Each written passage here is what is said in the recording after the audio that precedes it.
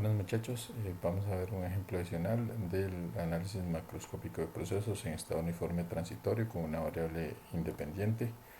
Es el ejemplo 3, el ejercicio 3.6 que viene al final del capítulo 3 del libro de Chacón, que es un balance de calor en donde tenemos una bola de acero que se encuentra a una temperatura alta y se sumerge en un líquido que tiene una temperatura baja inicial. Y entonces nos piden encontrar la relación de la temperatura de la bola con el tiempo, considerando que el proceso de transferencia de calor está controlado por el coeficiente de película del agua o el líquido, y que la variación de la bola con respecto a su radio, la variación de la temperatura de la bola con respecto a su radio es despreciable. Entonces, a partir de esto nos proponemos un diagrama del proceso, ¿verdad? Proponemos un diagrama del proceso donde vamos a considerar entonces una bola, y bueno, o una bola no necesariamente tiene que ser, en este caso esférica, ¿verdad? Podría ser ovalado o como fuera. Lo importante es que ese cuerpo está caliente y se sumerge en agua. Lo ideal es que no toque ninguna de las paredes, ¿verdad? Que quede flotando ahí en medio, como está en este segundo diagrama, ¿verdad? Del lado más a la derecha, o como está en el tercer diagrama de la imagen que está a la izquierda. ¿De acuerdo? Eso sería lo ideal. Pero la realidad es que va a quedar como la primera imagen de la izquierda. Eh, ¿Por qué lo ideal es esto? ¿Por qué lo ideal es que quede flotando? Bueno, porque así va a estar en contacto en todo momento con el líquido, ¿verdad? Al llegar a la superficie del recipiente, pues va a tener contacto con la pared del recipiente y esto podría afectar un poco el proceso, ¿cierto? Además de que pues habrá por lo menos un punto tangencial que toque el recipiente y que no toque el líquido, ¿verdad? Pero bueno, estos efectos precisamente van a estar dentro de nuestras condiciones y sabemos que eso podría eventualmente tener cierta afectación en el modelo ya a la hora de compararlo con datos experimentales. Una vez que tenemos el diagrama, definimos el volumen de control. Entonces en este caso podríamos definir el volumen de control como la bola, como el líquido o como el conjunto de líquido y bola, ¿verdad? Vamos a volvernos un momentito a la descripción del proceso para ver cuál debemos de escoger. Dice que nosotros debemos de encontrar la relación entre la temperatura de la bola y el tiempo. Ese es, digamos, nuestra clave. Esa es nuestra clave para efectos de escoger el volumen de control. Entonces, en este caso, como nos piden la temperatura de la bola, nosotros deberíamos de escoger como volumen de control la bola. Y así lo vamos a hacer. Vamos a escoger entonces solo la bola. Ni el líquido ni todo va a ser nuestro volumen de control. Será nuestro volumen de control solamente la bola. Okay, de ahí nos definimos las variables del proceso, en donde tenemos una variable independiente que es el tiempo, ¿verdad? Por ser un estado transitorio. Tenemos dos variables dependientes, que en este caso son la temperatura instantánea de la bola y la temperatura instantánea del líquido. Luego, a partir de eso tenemos las variables fijas, que son la masa de la bola y la masa del líquido, y el área de contacto entre la bola y el líquido, que finalmente esa área de contacto lo que va a hacer es pues definirnos cuál es el área de transferencia de calor en este fenómeno. Podemos definir variables intermedias como las energías totales instantáneas tanto de la bola como del líquido, y como parámetros las capacidades caloríficas y el coeficiente de película. ¿De acuerdo? A partir de ahí vamos a tratar de plantear la ley de conservación, que es un balance de masa sobre nuestro volumen de control, que en este caso es la bola. Entonces tiene los 5 elementos, ¿verdad? Que son la velocidad de acumulación, flujo de entrada, flujo de salida, velocidad de producción y velocidad de consumo. Aquí los invito a tratar de hacer el balance por ustedes mismos, ¿de acuerdo? Entonces vamos a continuar en el video, pero les pido por favor que lo intenten antes de ver la solución. Como parte de la velocidad de acumulación, vamos a considerar entonces que la velocidad de acumulación es la variación de la energía total en la bola con respecto al tiempo. ¿De acuerdo? Y el flujo de entrada no hay, porque más bien la bola es la que va a donar esa energía en este caso al líquido. Entonces más bien va a ser una energía calórica de salida lo que se representa o lo que se presenta en la bola. No hay ni producción ni consumo porque no hay una reacción de por medio, y por lo tanto nuestro modelo diferencial queda así como está plasmado en la ecuación diferencial, que indica que el cambio en la energía total con respecto al tiempo es igual a el negativo del calor. ¿Okay? Este sería el calor que sale de la bola hacia el líquido. De aquí vamos a definir las condiciones del modelo y las relaciones constitutivas, empezando por las relaciones constitutivas, donde definimos la energía total como la energía interna más la energía cinética más la energía potencial. Luego definimos la energía interna como la masa por la capacidad calórica por el diferencial de temperaturas. Recuerden que esto es relacionado con una temperatura de referencia, que es la temperatura a la que se mide la capacidad calórica. Luego tenemos la transferencia de calor, que viene dada por la ley de enfriamiento de Newton, donde H, como dice el problema, H es un coeficiente que va a ser en este caso el líquido, ¿verdad? Y que va a gobernar la transferencia de calor. Y tenemos que la capacidad calorífica depende de la temperatura y el coeficiente de película depende de todos los factores: temperatura, densidad, agitación, entre otros. Este es un coeficiente que se saca de forma experimental normalmente, entonces se puede estimar, pero para tener un valor definitivo y real se debe hacer de forma experimental. Entonces por eso está afectado por una gran cantidad de variables. ¿De acuerdo? Sustituimos. Bueno, dentro de las condiciones del modelo vamos a suponer que el sistema es homogéneo, o sea que tanto la bola como el líquido se encuentran de forma homogénea a la misma temperatura, pues en cada instante. Vamos a considerar los parámetros constantes, tanto las capacidades caloríficas como los coeficientes, bueno, en este caso el coeficiente de película. Vamos a suponer que el recipiente está aislado, o sea que la transferencia de calor es solamente entre la bola y el líquido, y que no hay una transferencia de calor más allá del líquido hacia el ambiente. No hay transferencia de calor del líquido al ambiente. Vamos a suponer que el sistema es cerrado y que no hay evaporación de los componentes. Esto es importante porque de esta forma, si hay evaporación de alguno de los componentes, el modelo tiene que incluir esa energía que se pierde en esa evaporación, ¿verdad? Recuerden que toda masa tiene energía, y por lo tanto pues habría que considerar esa fuga de energía que hay con la sustancia que se evapora. Y vamos a suponer que toda la energía transmitida por la bola es absorbida por el líquido. Aquí también es importante considerar que el cambio en la energía cinética y el cambio en la energía potencial son cero. ¿Qué es lo que quiero decir con esto?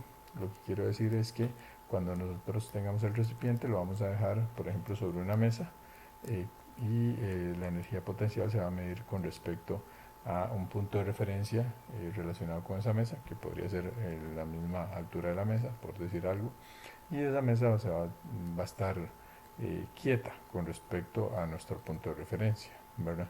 Entonces, por lo tanto, la energía cinética inicial y final son iguales, y la energía potencial inicial final son iguales. Entonces los cambios son cero. Por lo tanto, la energía total queda igual a la energía interna, o el cambio de la energía total queda igual al cambio de la energía interna.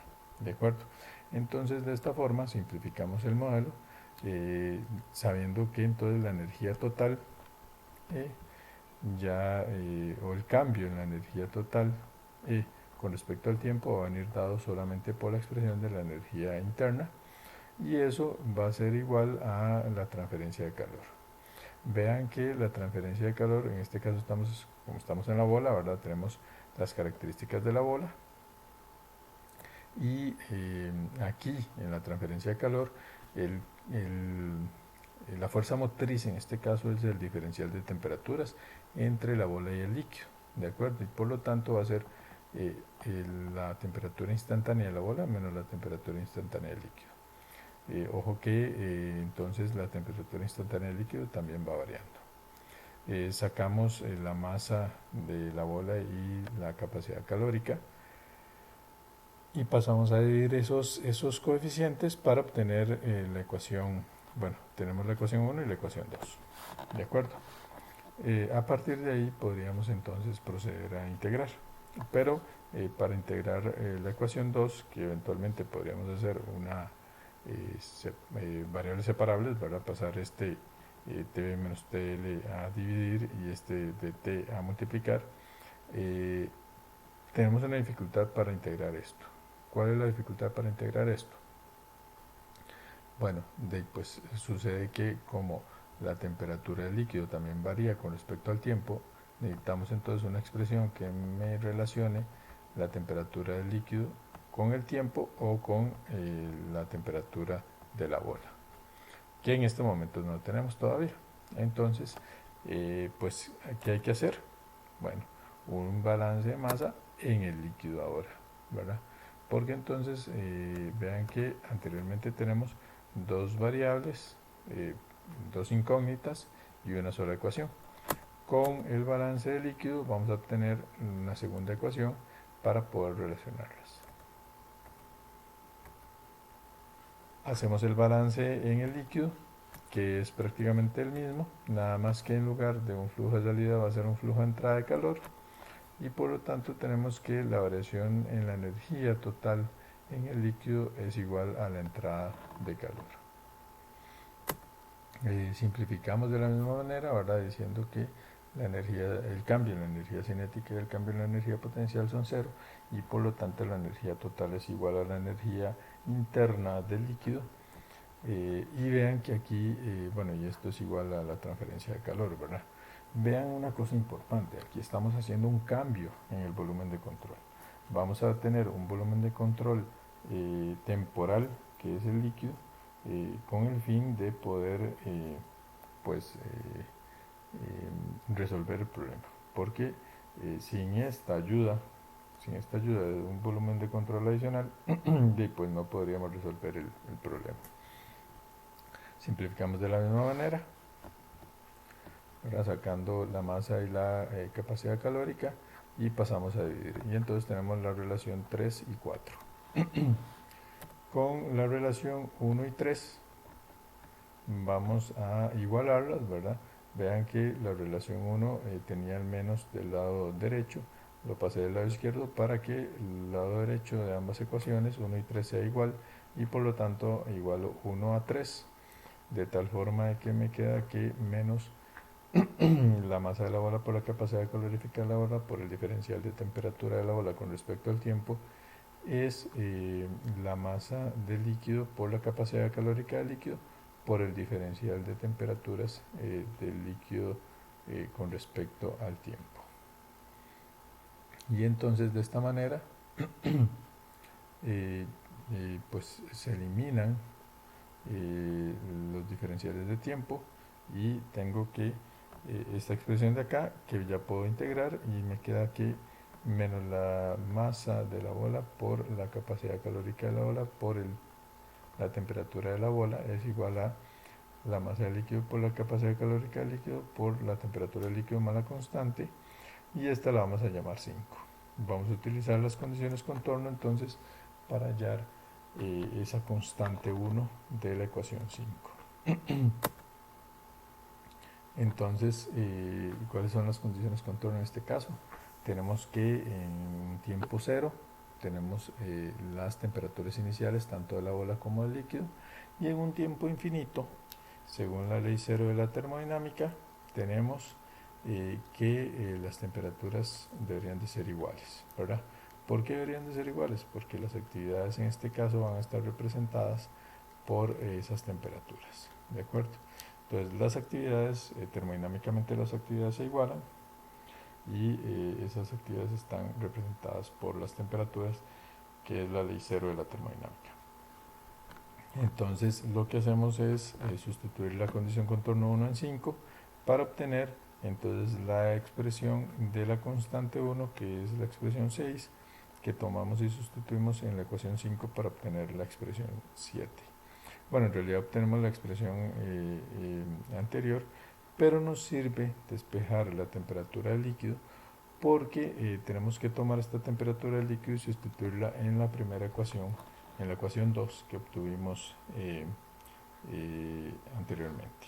¿De acuerdo? Entonces vamos a tomar esta expresión 7 y la sustituimos en la ecuación 2. Vean que quitamos la ecuación 2 y voy a tener este TL, lo sustituyo por todo lo que acabamos de obtener en la ecuación 7. Y voy a agrupar variables para poder simplificar esto un poco, porque hay demasiados elementos, ¿verdad?, en esta ecuación que está acá. Entonces lo agrupo diciendo que P va a ser el cociente de masas por capacidades caloríficas de la bola entre el líquido, y hago que Q sea esta expresión que está acá, ¿verdad?, que básicamente es la energía interna inicial de la bola más la energía interna inicial del líquido entre la masa de la bola por la capacidad la masa del líquido por la capacidad calórica del líquido. Y entonces vean que se simplifica significativamente, ya por lo menos es algo más manejable. Tenemos entonces que el cambio de la temperatura de la bola con respecto al tiempo es igual a menos el coeficiente de película por el área por la temperatura de la bola más P veces la temperatura de la bola más Q entre la masa de la bola por la capacidad calórica de la bola. Entonces lo que vamos a hacer es seguir simplificando. En este caso lo que vamos a hacer es separar este Q del TV, ¿de acuerdo? Vean, de los elementos de TV. Entonces tenemos esto y volvemos a agrupar ahora un R y un S, un R que viene dado por el coeficiente de película por el área entre la masa de la bola por la capacidad calórica de la bola con unidades de 1 entre segundo, y eso va a ser el coeficiente de TB, y un S que es eso mismo, nada más que multiplicado por Q en unidades de Kelvin entre segundo. Entonces tenemos que la diferencial de la temperatura de la bola con respecto al tiempo es igual a menos R por TB por 1 más P más S. Y entonces pasamos la expresión de TV a la izquierda de tal forma de tener una ecuación canónica que puedo resolver por el factor integrante, cuyo factor integrante es E a la R por T por 1 más P. Multiplico todos los elementos o todos los términos de la ecuación diferencial por el factor integrante para obtener esta expresión que está acá, y nuevamente bueno, no integro, pero lo que hago es unir dentro de una derivada la variable dependiente por el factor integrante para poder integrar. Integro, entonces me queda del lado izquierdo temperatura de la bola por el factor integrante, que es igual a S por el factor integrante entre R por 1 más P más la constante 2. Paso a dividir el factor integrante en todos los elementos y vean que entonces me queda la constante 2 con el factor integrante nada más que con el argumento negativo. Y ahora lo que voy a hacer es conseguir esa condición contorno 2. ¿Con qué condiciones contorno? Pues con las mismas que propusimos anteriormente, nada más que ahora, bueno, o más bien de nuevo sustituimos la condición contorno 1, nada más que ahora en la ecuación 8, y entonces cuando hago que tiempo valga 0, me queda la constante 2 aquí solita, que puedo despejar fácilmente y sustituir de nuevo en el modelo, y el modelo queda de esta manera. Entonces me queda que la temperatura de la bola es igual a S entre R por 1 más P más la temperatura inicial de la bola menos S entre R por 1 más P por E a la menos RT por 1 más P. Este es el modelo que queda integral del fenómeno y ahora procedemos a hacer una comprobación rápida, ¿verdad? Primero sustituimos el tiempo igual 0 y vean que en el tiempo igual 0 esta expresión de la exponencial es igual a 1 y por lo tanto los elementos S entre R por 1 más P se eliminan y me queda que la temperatura de la bola es la temperatura inicial de la bola, lo cual es consistente.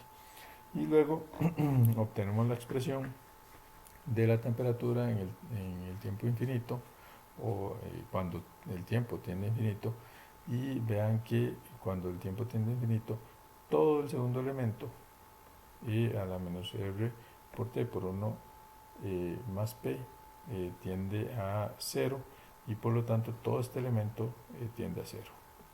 Por lo tanto, la temperatura en el tiempo infinito, o cuando la temperatura tiende al tiempo infinito, va a tender a S entre R por 1 más P. Y vean aquí que, bueno, este valor de la temperatura B debe ser igual al valor de la temperatura del líquido en el tiempo infinito. Podría ser que, bueno, para poder obtener eso tenemos que resolver el modelo diferencial del líquido, que no vamos a hacer que no lo vamos a hacer en este momento, pero debería darnos una expresión similar, y si no, debería de haber algún tipo de equivalencia matemática y física matemática para obtener que al final ambas temperaturas van a ser o van a tender una a la otra, van a ser iguales, ¿de acuerdo? Por último hacemos la dimensionalidad. Vean que la temperatura o el lado izquierdo de la ecuación está en Kelvin y el lado derecho está en unidades de Kelvin entre segundo por 1 entre segundo, que son unidades de Kelvin. O sea, es dimensionalmente consistente. Y con esto terminaríamos el ejemplo que estábamos desarrollando y pues nos veríamos en un próximo video, probablemente ya con temas adicionales al análisis macroscópico de procesos. Veríamos un tema nuevo relacionado con el curso. Muchas gracias. Buenas noches.